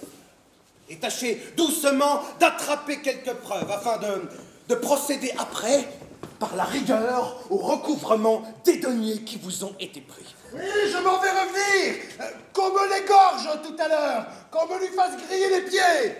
Hein, qu'on me le mette dans l'eau bouillante et qu'on me le pende au plancher. Qui celui qui m'a dérobé? Ah, je parle d'un cochon de lait que votre intendant me vient d'envoyer. Je veux vous l'accommoder à ma fantaisie. Mais il n'est pas question de cela. Voilà monsieur à qui il faut parler d'autre chose. Ne vous épouvantez point et les choses iront dans la douceur. Monsieur est de votre souper. Il faut ici, mon cher ami, ne rien cacher à votre maître. Oh, mais monsieur, je vous montrerai tout ce que je sais faire et je vous traiterai du mieux qu'il me sera possible. Mais là, je n'ai pas là l'affaire. Si je ne vous fais pas aussi bonne chère que je le voudrais, c'est la faute à monsieur notre intendant, qui m'a rogné les ailes avec les ciseaux de son économie. Traître, traître, il n'est pas question de souper. Je veux que tu me dises des nouvelles de l'argent qu'on m'a pris. On vous a pris de l'argent? Oui, coquin, je m'en vais te faire pendre si tu ne me le rends. Mon Dieu. Ne le maltraitez point. Je vois à sa mine qu'il est honnête homme. Et que sans se faire mettre en prison, il vous découvrira ce que vous voulez savoir. Oui, mon ami, si vous nous confessez la chose, il ne vous sera fait aucun mal. Et vous serez récompensé comme il faut par votre maître. On lui a pris aujourd'hui son argent. Et il n'est pas que vous sachiez quelques nouvelles de cette affaire. Ma foi, monsieur, si vous voulez que je vous dise les choses, je crois que c'est monsieur votre cher intendant qui a fait le coup. Valère? Oui, Lui qui me paraît si fidèle. lui-même. Je crois que c'est lui qui vous a dérobé. Sur quoi le crois-tu? Sur quoi? Bah oui. Je le crois sur ce que je le crois. Mais il est nécessaire de dire les indices que vous avez. L'as-tu vu rôder autour du lieu où j'avais mis mon argent? Oui, vraiment. Où était-il, votre argent? Dans le jardin. Justement. Je l'ai vu rôder dans le jardin. Dans le jardin. Et dans quoi est-ce que cet argent était? Dans une cassette. Mais voilà l'affaire. Je lui ai vu une cassette. Et cette cassette, comment est-elle faite? Je verrai bien si c'est la mienne. Comment elle est faite? Oui. Elle est faite comme une cassette. Cela s'entend, mais dépeignez-la un peu pour voir. C'est une grande cassette? Ah, celle qu'on m'a volée, petite. Oui, elle est petite si on le veut prendre par là. Je l'appelle grande pour ce qu'elle contient. Quelle couleur est-elle? De quelle couleur? Oui. Elle est de couleur, d'une certaine couleur. Sauriez-vous m'aider à dire? N'est-elle pas en bleu, non, rouge? Grise. Oui, gris-rouge, voilà, c'est ça que je voulais dire. C'est elle, assurément, il n'y a pas de doute. Écrivez, monsieur, écrivez sa déposition. Ah, ciel, à qui se fier désormais? Il ne faut jurer de rien, et je crois que je suis homme après cela à me voler moi-même. Ah, monsieur, le voici qui revient. N'allez pas lui dire surtout que c'est moi qui vous ai découvert cela. Approche! Viens confesser l'action la plus noire, l'attentat le plus horrible qui jamais ait été commis. Que voulez-vous, monsieur? Comment, traître, tu ne rougis pas de ton crime? De quel crime voulez-vous donc parler? De quel crime je veux parler, infâme? Comme si tu ne savais pas ce que je veux dire. Mais c'est en vain que tu prétendrais de le déguiser. L'affaire est découverte et l'on vient de m'apprendre tout. Monsieur, puisqu'on vous a découvert tout, je ne veux point chercher de détour et vous nier la chose. Aurais-je deviné sans y penser? C'était mon dessein de vous en parler. Je voulais pour cela attendre des conjonctures favorables. Mais puisqu'il est ainsi, je vous conjure de ne vous point fâcher et de vouloir entendre mes raisons. Mais quelle belle raison peux-tu me donner, voleur infâme? De grâce, ne vous mettez point en colère. Quand vous m'aurez ouï, vous verrez que le mal n'est pas si grand que vous le faites. Quoi? Le mal n'est pas si grand que je le fais. Mon sang, mes entrailles, traître. Votre sang, monsieur, n'est pas tombé dans de mauvaises mains, et votre honneur sera pleinement satisfait. Mais il n'est pas question d'honneur là-dedans. Dis-moi un peu, mais qui t'a porté à cette action? Hélas, me le demandez-vous? Oui, vraiment, je te le demande. Un Dieu qui porte les excuses de tout ce qu'il fait faire. L'amour. L'amour. Oui. Bel amour, ma foi, bel amour. L'amour de mes louis d'or. Non, monsieur, ce ne sont point vos richesses qui m'ont tenté. Ce n'est pas cela qui m'a ébloui, et je proteste de ne rien prétendre à tous vos biens, pourvu que vous me laissiez celui que j'ai. Pardon, les gars, mais non, je ne te le laisserai pas. Nous nous sommes promis une fois mutuelle et avons fait le serment de ne nous point abandonner. Oh, le serment est admirable et la promesse plaisante. Oui, nous nous sommes engagés d'être l'un à l'autre à jamais. Je vous en empêcherai bien, je vous assure. Rien que la mort ne nous peut séparer. C'est être bien endiablé après mon argent. Je vous ai déjà dit, monsieur, que ce n'était point l'intérêt qui m'avait poussé à faire ce que j'ai fait.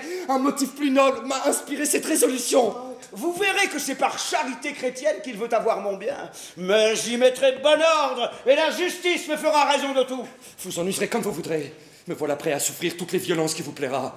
Mais je vous prie de croire au moins que s'il y a du mal, ce n'est que moi qui l'en faut accuser, et que votre fille, en tout ceci, n'est aucunement coupable. Bon, je veux bien le croire, vraiment. Il serait fort étrange que ma fille eût trempé dans ce crime. Je veux revoir mon affaire et que tu me confesses où tu me l'as enlevée. Moi? Je ne l'ai point enlevée, elle est encore chez vous. Quoi? Ma chère Cassette, elle n'est donc point sortie de ma maison. Non, monsieur. Mais dis-moi un peu, tu n'y as pas touché? Moi, y toucher? Vous lui faites tort aussi bien qu'à moi. C'est une ardeur toute pure et respectueuse que j'ai brûlée pour elle. Brûlée pour ma Cassette? J'aimerais mieux mourir que de lui avoir fait paraître aucune pensée offensante. Elle est trop sage et trop honnête pour cela. Ma Cassette trop honnête? Tous mes désirs se sont bornés à jouir de sa vue. Rien de criminel n'a profané la passion que ses beaux yeux m'ont inspirée. Les beaux yeux de ma Cassette, il parle d'elle comme un amant d'une maîtresse. J'ai eu toutes les peines du monde à faire consentir sa pudeur à ce que voulait mon amour. Mais la pudeur de qui? Mais de votre fille! C'est seulement depuis hier qu'elle a pu se résoudre à nous signer mutuellement une promesse de mariage. Quoi? Ma fille t'a signé une promesse de mariage? Oui, monsieur. Comme de ma part, je lui en ai signé une. Oh, ciel! Autre disgrâce! Redoublement de mal, surcroît de désespoir. Alors, monsieur, alors, faites le dû de votre charge et dressez-lui, moi, son procès comme larron et comme suborneur. Ce sont des noms qui me sont pointus. Et quand on saura qui je suis... Ah, fille scélérate. Fille indigne d'un père comme moi. C'est ainsi que tu pratiques les leçons que je t'ai données. Tu vas te prendre d'amour pour un voleur effronté, et tu lui engages ta foi sans mon consentement, mais vous serez trompés l'un et l'autre. 4 bonnes murailles me répondront de ta conduite, et une bonne potence me fera raison de ton audace. Ce ne sera point votre passion qui jugera l'affaire. Il en m'écoutera au moins avant que de me condamner. Je me suis abusé de dire une potence. Tu seras roué tout vif. Oh, mon père, prenez des sentiments un peu plus humains, je vous prie. N'allez point pousser les choses dans les dernières violences du pouvoir paternel. Donnez-vous la peine de mieux voir celui dont vous vous offensez. Il est tout autre que vos yeux ne le jugent. Et vous trouverez moins étrange que je me sois donné à lui lorsque vous saurez que sans lui, vous ne m'auriez plus il y a longtemps. Oui, mon père. C'est celui qui me sauva de ce grand péril que vous savez que je courus dans l'eau et à qui vous devez la vie. Tout cela n'est rien, et il valait mieux pour moi qu'il te laissât te noyer que de faire ce qu'il a fait. Mon père, je vous conjure par l'amour paternel. Non, je ne veux rien entendre. Il faut que la justice fasse son devoir. Qu'est-ce? Seigneur Harpagon, je vous vois tout ému. Oh, Seigneur Anselme, Seigneur Anselme, vous me voyez le plus infortuné de tous les hommes. C'est bien du trouble et du désordre au contrat que vous venez faire. On m'assassine dans le bien, on m'assassine dans l'honneur. Voici un traître, un scélérat qui a violé les droits les plus saints, qui s'est coulé chez moi sous le titre de domestique pour me dérober mon argent et me suborner ma fille. Qui songe à votre argent dont vous me faites un galimatia? Ouais, ils se sont donné l'un à l'autre une promesse de mariage. Cet affront vous regarde, Seigneur Anselme, et vous devez faire à vos dépens toutes les poursuites de la justice pour vous protéger de son insolence. Ce n'est pas mon dessein de me faire épouser par force, et de rien prétendre à un cœur qui se serait donné. Mais pour vos intérêts, je suis prêt à les embrasser ainsi que les miens propres. Voici monsieur, qui est un honnête commissaire. Chargez-le comme il faut, monsieur. Rendez les choses bien criminelles. Je ne vois pas quel crime on me peut faire de la passion que j'ai pour votre fille. Et quand on saura qui je je suis... me moque de tous ces contes.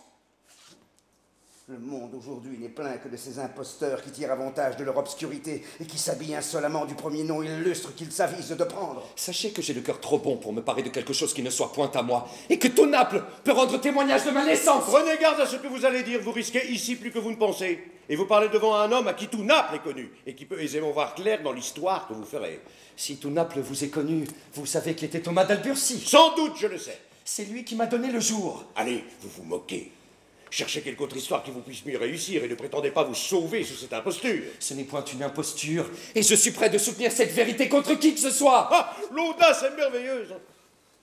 Apprenez, pour vous confondre, qu'il y a 16 ans, pour le moins, que l'homme dont vous nous parlez périt sur mer, avec ses enfants et sa femme, en voulant dérober leur vie aux cruelles persécutions qui ont accompagné les désordres de Naples et qui en firent exiler plusieurs familles. Oui, mais apprenez pour vous confondre, vous, que son fils âgé de 7 ans fut sauvé de ce naufrage par un vaisseau espagnol, que ce fils sauvé est celui qui vous parle. J'ai su depuis peu que mon père n'était point mort, comme je l'avais toujours cru, Et passant ici pour l'aller chercher, une aventure par le ciel concerté me fit voir la charmante Élise. Cette vue me rendit esclave de ses beautés, et la violence de mon amour, les sévérités de son père, me firent prendre la résolution de m'introduire dans son logis et d'envoyer un autre à la quête de mes parents. Hélas, à vos paroles, je puis ici répondre moi que vous n'imposez point. Tout ce que vous dites me fait connaître clairement que vous êtes mon frère. Vous, ma sœur? Oui. Mon cœur s'est ému dès le moment où vous avez ouvert la bouche. Notre mère m'a 1000 fois entretenu des disgrâces de notre famille. Au ciel! Embrassez-moi, mes enfants! Et mêlez tous de vos transports à ceux de votre père! Vous êtes notre père? Ah, c'est vous que ma mère a tant pleuré. Oui, ma fille! Oui, mon fils! Je suis Thomas d'Alburcie, que le ciel garantit des ondes. Le peu de sûreté que j'ai vu pour ma vie à me rendre à Naples m'a fait y renoncer pour toujours, et je me suis habitué ici ou sous le nom d'Anselme. J'ai voulu m'éloigner les chagrins de cet autre nom qui m'a causé tant de traverses. C'est là votre fils? Oui, Je vous prends à partie de me payer 10 000 écus qu'il m'a volés. lui, vous avoir volé. Lui-même.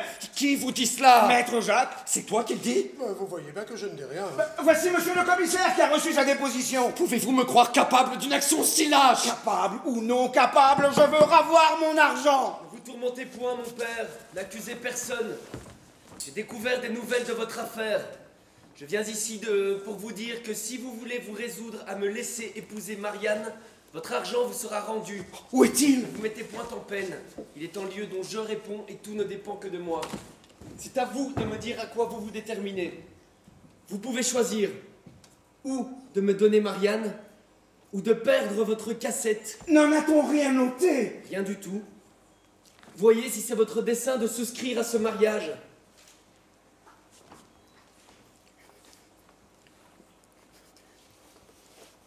Pour me donner conseil, il faut que je voie ma cassette. La voici, saine et entière.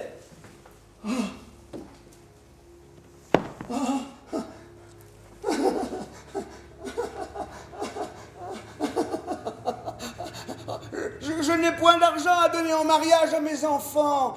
Seigneur Anselme, vous obligerez-vous de payer les frais de ces deux mariages? Oui, je m'y oblige. Êtes-vous satisfait? Oui. Bien. Allons jouir de l'allégresse que cet heureux jour nous présente. Voilà doucement qui me paiera mes écritures. Anselme, vous paierez le commissaire? Soit. Allons vite faire part de notre joie à votre mère. Moi, voir ma chère